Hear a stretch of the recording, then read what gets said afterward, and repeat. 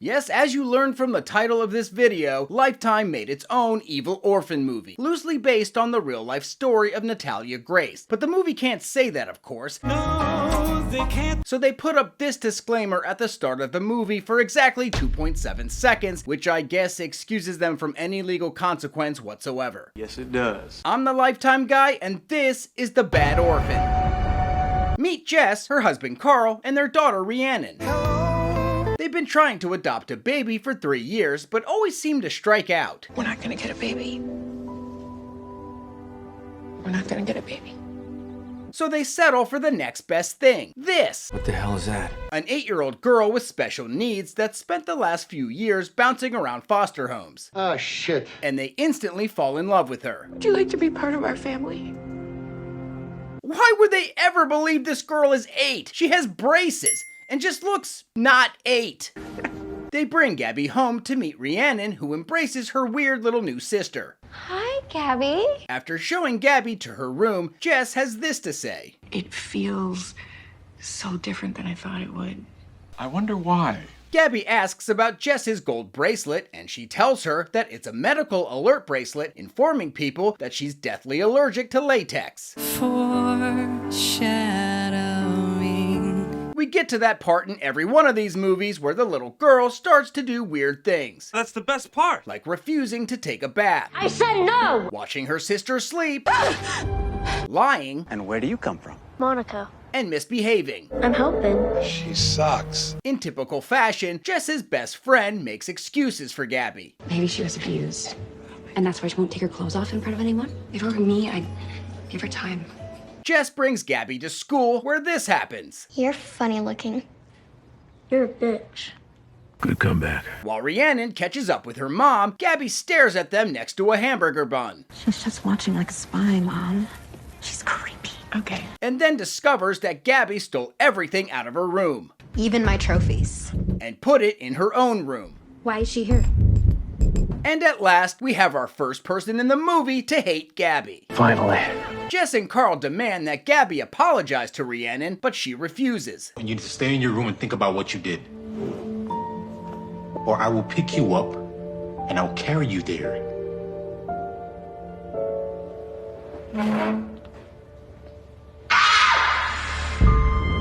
Why would she do that? In the next scene, Jess trips on Gabby's stuffed lion. Okay, that's on you. No one stopped you from looking where you were going. We cut to school, where the teacher is showing the class a picture of this dog, and Gabby waddles away to the bathroom. Meanwhile, Jess finds tampons hidden away in Gabby's room. Gross. She gets a call from the school saying that Gabby is missing. They're searching the school for her. They go to the school, where they find Gabby in a classroom eating donuts. Aha! While getting drinks with her friend, Jess says that Gabby's teacher thinks Gabby is way too advanced for that 2nd grade class. Is she? And that Gabby admitted to stealing some of Rhiannon's tampons, but claimed that she didn't know what they were. Yeah, right. At home, Gabby flirts with Rhiannon's boyfriend by pretending to lose an earring, but is really holding it in her hand. I found it. I'd hate to lose one of these things. See how nice they are? Well, that wasn't weird at all. And just like her daughter, Jess is now fully on board with not trusting Gabby. She's a little girl who is educated beyond her years, is stealing tampons, and has somehow convinced a 15-year-old boy that she is flirting with him. But Gabby has a strong defense. I'm 8 years old. I'm 8. Convincing. One night, Jess catches Gabby with a pair of scissors, thinking she's going to stab Rhiannon. What are you doing? I was only going to cut a flower. Oh yeah, what are you, a gardener now? Rhiannon goes to stay with Jess's friend to keep her safe away from Gabby, while Jess and Karl essentially try to get rid of her. Good. But Gabby won't go quietly into the night and call social services on their asses. I mean, she could say anything, and they will have to take her seriously. Which they later confirm. We take it very seriously. Told you. With social services now up their ass, Karl is beginning to get a little worried. If they thought we were harming Gabby, would they want to remove Rhiannon from our custody too? Oh my God. We could literally lose everything that matters. But Jess comes up with the one plan that every character in a movie right about now always comes up with. We can't be the first people that she has taken advantage of.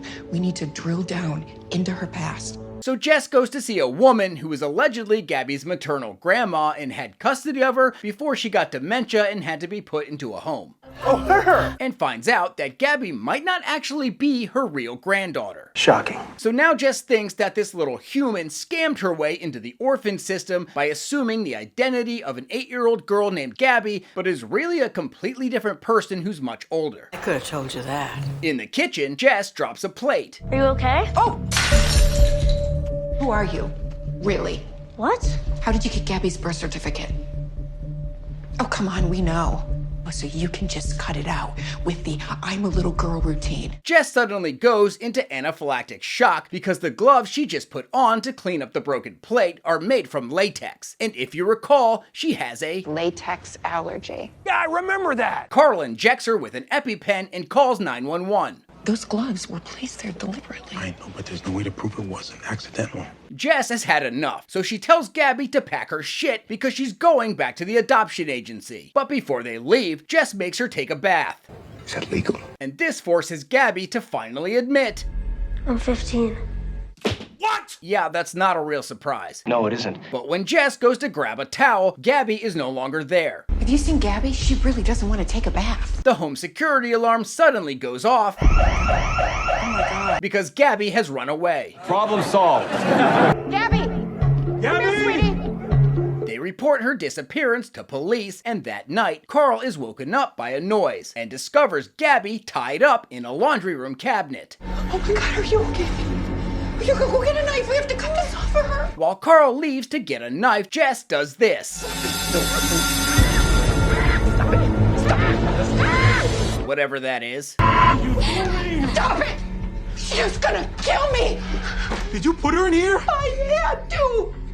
Wait, what? Jess reveals that the latex glove incident was a stunt she did to herself to make Gabby look guilty so that Karl would think she was evil. You think that was a good idea? And that she did in fact find Gabby earlier that night after she ran away, but decided to secretly tie her up and hide her in the laundry room before reporting her missing to police. That's a little weird. This is actually the big twist of the movie and not Gabby revealing her real age. Clearly. Having confessed to such bad things, Jess is led away in a ambulance and admitted into a psychiatric hospital. The brain plays a trick on these people. She didn't see Gabby as a harmless child. She saw her as an enemy. When did the doctor take the photo for his ID badge? That day? Because he's wearing the same exact thing. Can she be helped? These conditions can be challenging.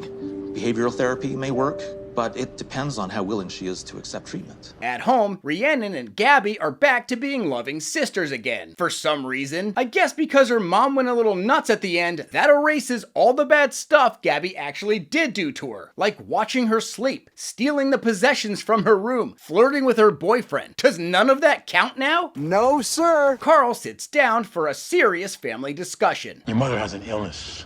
It's something that can make people see enemies who aren't really there. Will she get better? The doctors are going to keep her to try to find the right treatment for her. It may take a while.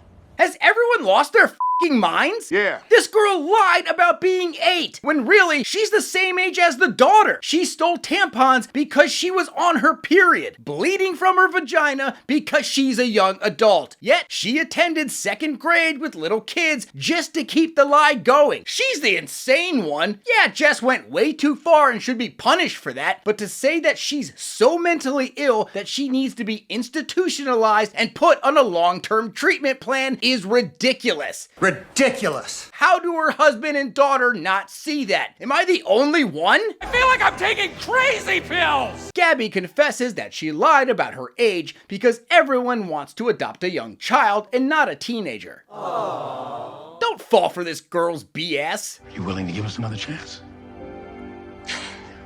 I'll take that as a yes.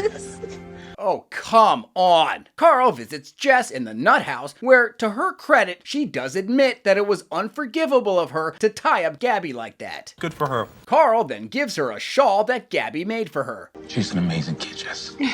This guy. The movie cuts to Gabby in her room smoking a cigarette because that's how you show someone is bad in a movie, followed by this. Gabby, have you seen my gold hair clip? Sorry, where did you leave it? I don't know. I can't find my cherry lipstick either. I just keep losing things. back to her old antics.